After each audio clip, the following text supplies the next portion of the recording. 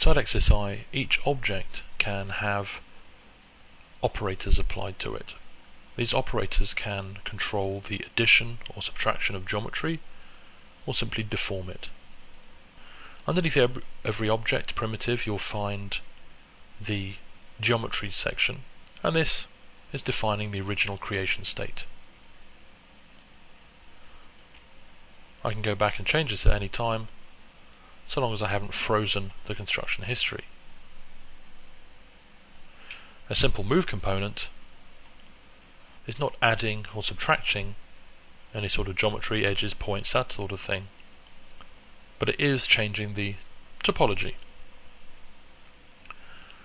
It doesn't have OP next to it because it's not an operator. If I were to select some of these edges here, I'll just deselect these and do an operator such as subdivide, you notice OP appears and stands for operator. All operators which add edges, points, polygons, that sort of thing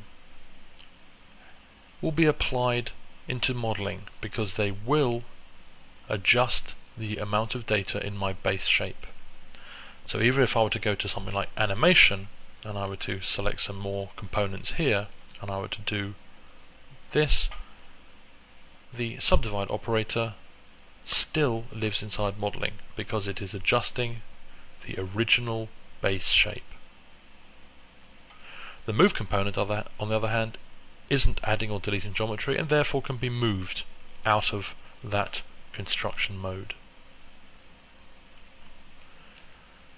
This is why deformers have a separate category. If I were to do something like a bend here, it's not adding or deleting geometry, it's simply deforming the current state that I have. Therefore this operator can be moved in and out just like the move component. The reason that these are allowed to be moved is that sometimes the deformers are required to be an animation property. So if I were to keyframe over time, there we go, I've done some animation. For the construction history, works from the top down. So if I were to select, say, my geometry and hit freeze, it's going to freeze that part of the construction history and anything below it. If I were to select subdivide and do the same thing, you can see what it's doing. We can increase the number of operators quite considerably. So if I were to do something like triangulate this, I had another operator here. In order for me not to have to open up the construction history and hit freeze all the time, we can simply freeze modeling. Anything inside the construction mode modeling will be frozen. This means I still have access to the animation properties, as you can see there. Most often these tools require some component to be selected, so if I were to have some polygons here and I were to do something like a dice in this case, it's going to work just on that component. I could have also selected object and hit dice and it will do it on the entire object. So the difference is, if I were to select some polygons again here and do something like extrude along axis, it knows that that was the selection required. If I undo this and be in object mode and do extrude along axis, it will give me a picking session because I have no component selected. And now I would have to select something, and there it goes.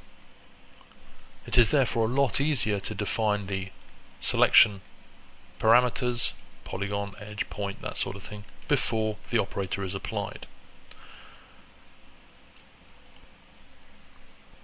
So notice that even if I have my selection here and I were to do my extrude along axis, The extrude op goes inside modeling because again it is adjusting my original base shape. I can also define clusters like so, and with the cluster selected I can apply other operators. So if I were to do extrude along axis on all of these points here, each point now will be extruded, and therefore the operator is now shared between the cluster and the construction stack. Most often you won't require this, and it will be the fact that the clusters will be for things like deformers. So if I tag these points and do a deform bulge, say, automatically a cluster is created and the bulge is applied to just that selection. I could of course select my entire object and bulge that, but no cluster is created because it knows it's the entire object and not a subcomponent. So anything which will add geometry is going to go inside modeling. Anything which can be animatable will go inside any of the modes, in fact can be moved around. If I were to just freeze all of this now, but still wanted to do something animatable but inside modeling, I would leave it till the last minute so that I reduce the number of operations I have in my stack. If I were to do something like select these edges and do something like split edge, I can animate that over time. So rather than have